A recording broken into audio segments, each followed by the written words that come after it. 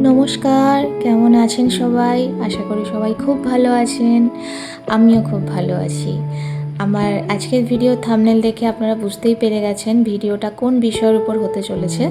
হ্যাঁ, আমার আগের যে ভিডিওটা আপনারা দেখেছেন খড়গপুর টু চেন্নাই জার্নি, সেই ভিডিওরই এটা হলো দ্বিতীয় পর্ব। তো চলুন, আমি তো যাচ্ছি, আপনারাও থাকুন আমার সঙ্গে। তো এখন আমরা চলে যাচ্ছি অ্যাপেলো মেন ব্রাঞ্চের কাছে, অর্থাৎ 1000 লাইট গ্রিমস রোড। হ্যাঁ, গ্রিমস রোডেই অ্যাপেলো মেন ব্রাঞ্চটি অবস্থিত। তো আমি আমার আগের ভিডিওতেই বলেছিলাম যে আমরা কোনো রকম হোটেল আগের থেকে বুক করে আসিনি। তো আমাদেরকে সেদিনকে প্রথমে যেতে হয়েছিল হোটেল বুক করার জন্য, এবং হোটেল বুক করার পর আমরা হসপিটালে গিয়েছিলাম। তো আমরা এখন প্রথমে অ্যাপেলো হার্ট রিসার্চ সেন্টারের অপোজিটে যাব। তার কারণ আপনারা যারা অ্যাপেলোতে চিকিৎসার জন্য এসেছেন তারা প্রত্যেকেই এটা জানেন যে অ্যাপেলো হার্ট রিসার্চ সেন্টারের অপোজিটে বাঙালি পাড়া বলে একটি পাড়া আছে, যেখানে আমরা যারা খড়গপুর বা কলকাতা থেকে যাই, মোটামুটি আমরা যারা বাঙালিরা ওখানে যাই চিকিৎসার জন্য, আমাদের বাঙালিদের জন্য কিন্তু ওই বাঙালি পাড়াটা থাকা এবং খাওয়া দুটোর জন্যই একদম অ্যাপ্রোপ্রিয়েট একটি জায়গা। তো আমরা সেই জন্যই আগের থেকে খোঁজ খবর নিয়েছিলাম যে ওখানে থাকা খাওয়ার ব্যবস্থা কীরকম কী আছে, সব কিছুটা জেনে আমরা ডিসিশান নিয়েছিলাম যে আমরা প্রথমে ওই বাঙালি পাড়াতেই যাব। তো আমরা এখন ওখানেই চলে যাচ্ছি। রাস্তা দিয়ে যেতে যেতে অনেক পুরনো কথা মনে পড়ছিল। আমি আগের ভিডিওতেই আপনাদের বলেছিলাম যে আমি এর আগে চেন্নাই এসেছিলাম বহু বছর আগে, কিন্তু তখনকার চেন্নাইয়ের রাস্তাঘাট আর এখনকার চেন্নাইয়ের রাস্তাঘাটের মধ্যে আকাশ পাতাল পার্থক্য। আমি তো কোনো মিল দেখতেই পাচ্ছি না, আর হওয়াটাই স্বাভাবিক, কারণ অনেকগুলো বছর পার হয়ে গিয়েছে। চেনা শহরটা আমার কাছে সত্যিই কিন্তু অচেনা অচেনা মনে হচ্ছিল। তো যাই হোক, আমরা প্রায় কথা বলতে বলতে অনেকটা রাস্তা পৌঁছেই গিয়েছি।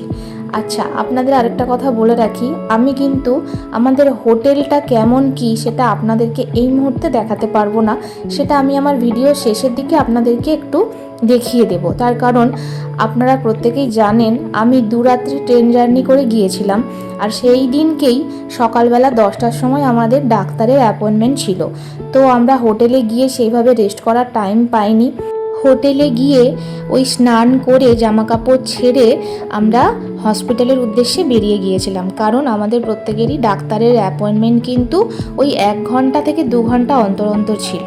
তো আপনাদেরকে আমি হসপিটালটা কেমন এবং আমরা কোথায় খাওয়া দাওয়া করেছি, সকালের লাঞ্চ কোথায় করেছি, ডিনার কোথায় করেছি রাত্রের, সেগুলো সবই আমার ভিডিওর একদম শেষের দিকে দেখাবো। আর একটা কথা আপনাদের বলে রাখি, চেন্নাইয়ের ওয়েদার কিন্তু খুব সুন্দর ছিল। আমরা বাড়ি থেকে বেরোনোর আগে এটা ভেবেই বেরিয়েছিলাম যে চেন্নাই কিন্তু ভালোই গরম হবে, কিন্তু ওখানে গিয়ে দেখলাম ওখানে সেরকম কোনো গরমই নেই। মোটামুটি হালকা গরম হালকা ঠান্ডা এরকমই ওয়েদার ছিল। খুব যে বিশেষ গরম লাগছিল তা কিন্তু নয়। সকালবেলার দিকটা মানে ভোরের দিকটা তো ভালোই ঠান্ডা ঠান্ডা লাগতো, বেলার দিকে একটু রোদের তাপটা বাড়লেও তারপর বিকেলে ওই 3টের পর থেকে বেশ সামুদ্রিক হাওয়া বইতে থাকে আর পরিবেশটা বেশ সুন্দর হয়ে যায়, অতএব গরম কিন্তু সেভাবে লাগেই না। তাই আপনারা যারা ভাবছেন ফেব্রুয়ারির শেষের দিকে বা মার্চের প্রথমের দিকে চেন্নাই যাবেন, আপনারা কিন্তু অনায়াসে যেতেই পারেন। সেরকম গরমের প্রাদুর্ভাব আমি কিন্তু ওখানে সেই সময় দেখিনি।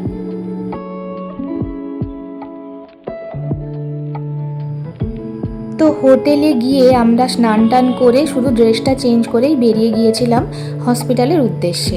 তো এখন আমরা যে অটোতে বসে আছি, এই অটোটা কিন্তু আমরা হোটেলের বাইরে থেকে ধরেছি, এটা কিন্তু সেই অটো নয়। আপনারা ড্রাইভারকে দেখলে বুঝতে পারবেন এটা অন্য অটো। তো এখন আমরা চলে যাচ্ছি হসপিটালের দিকে। আমাদের হোটেল থেকে হসপিটালের দূরত্ব পায়ে হেঁটে ওই 2 থেকে 3 মিনিট মতো ছিল। আমি একা হলে হয়তো পায়ে হেঁটে চলে যেতাম, কিন্তু বাবা মা ছিল যেহেতু সঙ্গে, তাই পায়ে হেঁটে আর যেতে পারিনি। আর বলতে বলতে এই যে অ্যাপেলো হসপিটাল আমরা পৌঁছে গিয়েছি।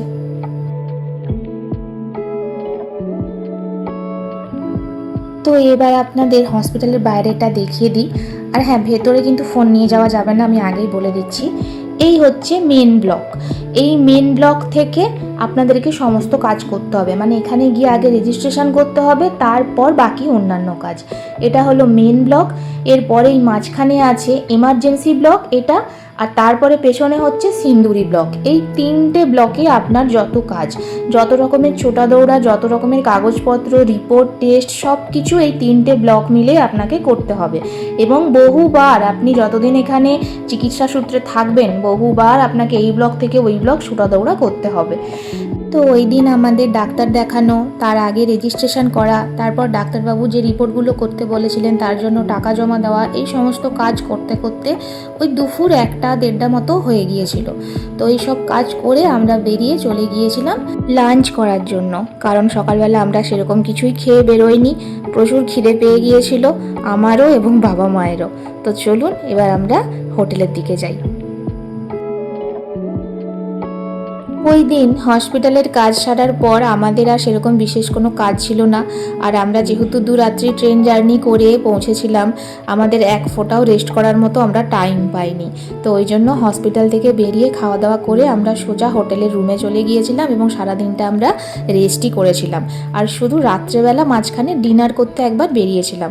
তো ওই জন্য আপনারা আমার মাঝখানের সারাদিনের আর কোনো ভিডিও দেখতে পাবেন না, কারণ রুম থেকে যেহেতু বেরোয়নি। তাই আমি এরপরে আপনাদের ডাইরেক্ট লাঞ্চ এবং তারপরে ডিনারের ভিডিওটা দেখিয়ে দেব। আর এই যে চলে এসেছে আমাদের লাঞ্চ। তো আমরা হসপিটালের সামনেই একটি বাঙালি হোটেলে গিয়েছিলাম।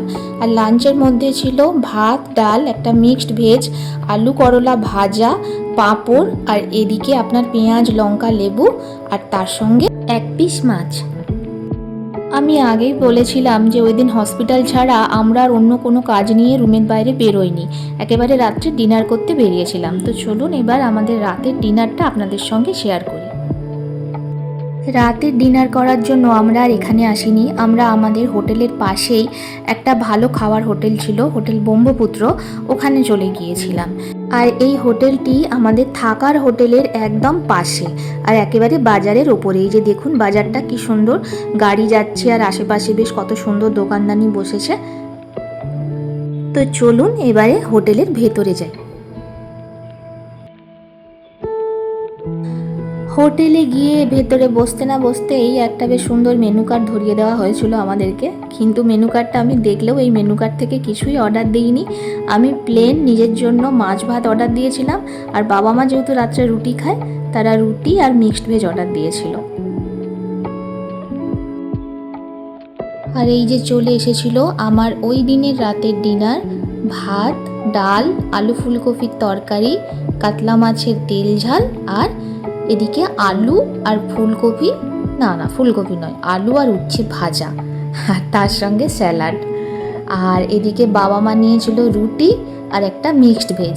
একটাই মিক্সড ভেজ নিয়েছিল তারা, দুজনে ভাগাভাগি করে খেয়েছে।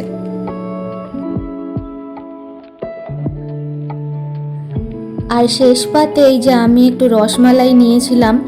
2 দিন ট্রেনে ভালো করে খেতে না পাওয়ার জন্য মুখটা একদম খারাপ হয়ে গিয়েছিল, ওই জন্য ভাবলাম যাওয়ার আগে একটু মিষ্টি মুখ করে যাই।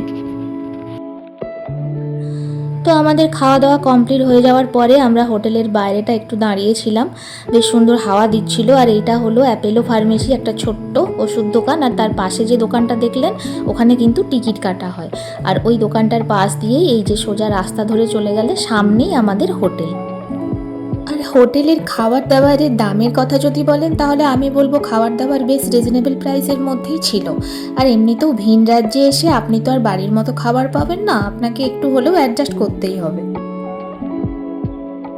আচ্ছা এবার আসুন আমাদের হোটেলটা আপনাদের দেখিয়ে দিই। এই যে আমাদের হোটেলের নাম ছিল আগরওয়াল মেনশন, এই যে হোটেলের গেট, এই হোটেলটাতে আমরা ছিলাম।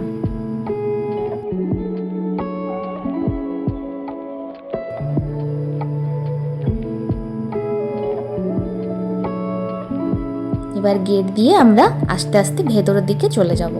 আর একটা কথা বলি, আমার ভিডিও আজকে এই পর্যন্তই। আমি সেই দিনের ভিডিও বেশি বানাইনি, তার কারণ আমি খুবই ক্লান্ত ছিলাম, তো সেই কারণের জন্য বেশি ভিডিও ক্লিপ আমি নিতে পারিনি। আপনাদেরকে আমি ওই রুম পর্যন্ত ভিডিওটা দেখাবো, রুমের ভেতরের ভিডিওটাও আমি করিনি। আমাদের হোটেলের রুম নাম্বার ছিল B7। তো চলুন ভেতরের দিকে যাই। আর আমরা এই হোটেলটার একবারে গ্রাউন্ড ফ্লোরে ছিলাম, ওপরের দিকে যাইনি, কারণ বাবা মায়ের ওপরে ওঠানামা করতে অসুবিধে হবে, তো সেই জন্য যাইনি। আর পরের দিন যেহেতু আমাদের আবার হসপিটালে যাওয়ার ছিল, রিপোর্ট করার ছিল, তো আমরা ওই দিন তাড়াতাড়ি খেয়ে দিয়ে ঘুমিয়েও গিয়েছিলাম। তো চলুন এবার আমার ভিডিও এখানেই শেষ করি। আপনাদের সঙ্গে আবার দেখা হবে আমার পরের দিনের ভিডিওতে। ততদিন সবাই খুব ভালো থাকবেন ও সুস্থ থাকবেন। ততক্ষণের জন্য চলুন, টাটা, বাই।